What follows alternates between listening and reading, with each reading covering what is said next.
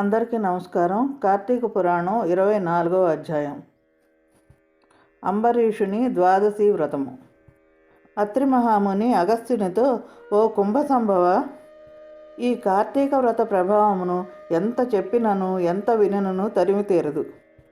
నీకు కార్తీక వ్రతమందును హరిభక్తి అందును అధికమైన శ్రద్ధాసక్తులు కలవు కనుక ఈ కార్తీక మహత్యమును గురించి ఇంకనూ నాకు తెలిసినంతవరకు చెబుతాను, విను. చూసారా, అత్రి మహాముని అంతటి వాడే నాకు తెలిసినంతవరకు అన్నాడంటే ఈ కార్తీక మహత్యము ఇంకా ఎంత ఉందో, ఎంత గొప్పదో కదా. అత్రి మహాముని అగస్త్యునితో, ఓ మునీశ్వర, కార్తీక శుద్ధ ద్వాదశిని హరిబోధిని అంటారు. శ్రీమన్నారాయణుడు చాతుర్మాస యోగ నిద్రను ముగించి ద్వాదశి నాడు మేల్కొంటాడు. ఇదే రోజున తులసి వృందావనానికి చేరుకుంటాడు. ఈ ద్వాదశి శ్రీహరికి ఎంతో ప్రియమైనది. ఈ ద్వాదశి నాడు చేసిన స్నానము సమస్త తీర్థ స్నాన ఫలమును ఒసుగుతుంది.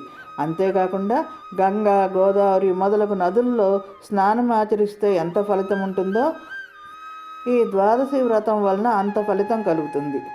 సమస్త యజ్ఞములను చేయుట వల్ల ఎంత ఫలితం దక్కుతుందో అంత ఫలితం ఈ హరిబోధిని ద్వాదశి వల్ల కలుగుతుంది.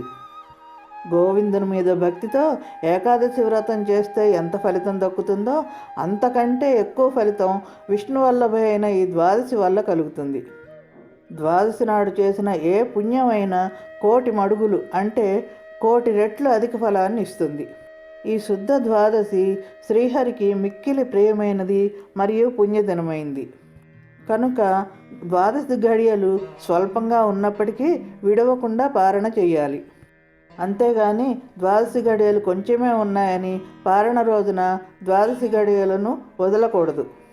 పారణ అంటే భోజనం చేయటం. అది ఎలాగంటే, కార్తీక శుద్ధ దశమి నాడు పగటిపూట మాత్రమే భుజించి మరునాడు ఏకాదశి నాడు పూర్తిగా ఉపవాసం చేసి ద్వాదశి అతిక్రమించకుండా పారణ చేయవలను, అంటే భోజనం చేయాలి. ద్వాదశి గడియలు వచ్చిన తర్వాత ద్వాదశి గడియలు అతిక్రమించకుండా అంటే త్రయోదశి గడియలు రాకముందరే భోజనం చేయాలి. ఇదే ద్వాదశి వ్రత నియమం. దీనిని గురించి నీకింకా వివరంగా చెబుతాను, వినుము. పూర్వము అంబరీషుడను రాజు కలడు. అతడు పరమ భాగవతోత్తముడు, ద్వాదశి వ్రత ప్రియుడు. అంబరీషుడు ప్రతి ద్వాదశి నాడు తప్పకుండా వ్రతము చేయుచుండేవాడు. ఒక ద్వాదశి నాడు ద్వాదశి గడియలు స్వల్పంగా నుండెను. అందుచే ఆ రోజు పెందలకడనే వ్రతము ముగించి బ్రాహ్మణ సమారాధన చేయదలిచి బ్రాహ్మణులందరినీ పిలిచి సిద్ధమవుతుండగా ఆ సమయమున అచ్చటకు కోపస్వభావుడగు దూర్వాస మహాముని వచ్చాడు. అంబరీషుడు ఆ మునిని గౌరవించి, నేను ద్వాదశి వ్రతం చేయుచున్నాను స్వామి, మీరు ద్వాదశి పారణకు రావాల్సిందిగా కోరాడు. దూర్వాస మహాముని దానికి అంగీకరించి నదిలో స్నానం చేసి వస్తాననగా అంబరీషుడు, స్వామి, ఈరోజు ద్వాదశి గడియలు చాలా తక్కువగా ఉన్న విషయం మీకు విదితమే కదా, కనుక నా పైన దయ ఉంచి తొందరగా రండి అని కోరాడు. దూర్వాస మహాముని అటులనే అని స్నానానికి వెళ్ళాడు. కానీ ఎంతకు రాలేదు. అంబరీషుడు ఎంతసేపు వేచి ఉన్ననో దూర్వాసుడు రాలేదు.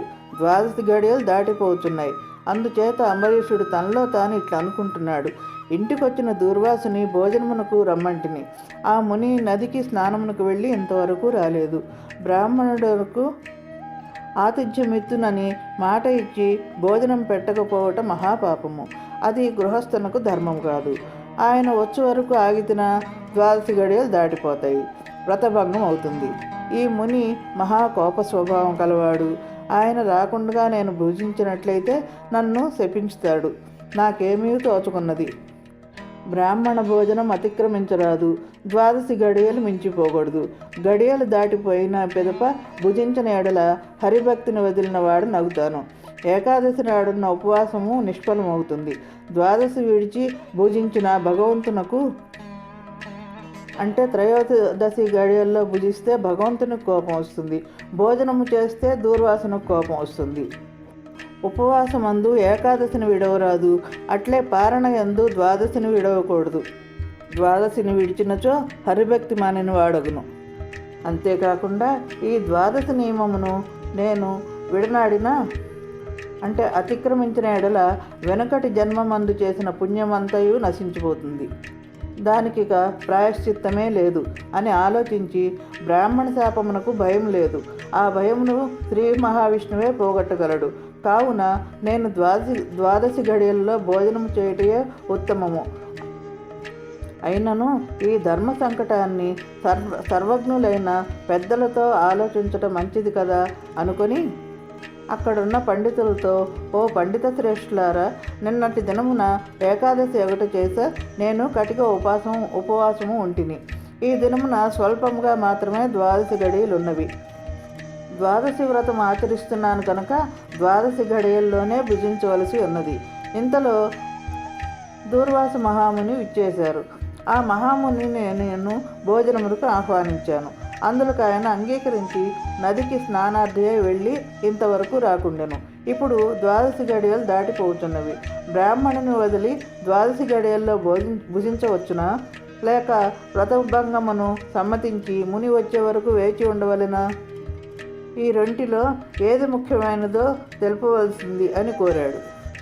అంతటా ఆ ధర్మజ్ఞులైన పండితులు ధర్మశాస్త్రములు పరిశోధించి విమర్శ ప్రతివిమర్శలు చేసుకొని దీర్ఘముగా ఆలోచించి, మహారాజా, సమస్త ప్రాణికోటులు గర్భకుహరమునందు జఠరాగ్ని రూపమున రహస్యముగానున్న అగ్నిదేవుడు ఆకలిని పుట్టించి ప్రాణులు భుజించిన చతుర్విధాన్నమును పచనము గావించి దేహేంద్రియాలకు శక్తి నొసంగును. ప్రాణవాయువు సహాయంతో జఠరాగ్ని ప్రజ్వరిల్లును.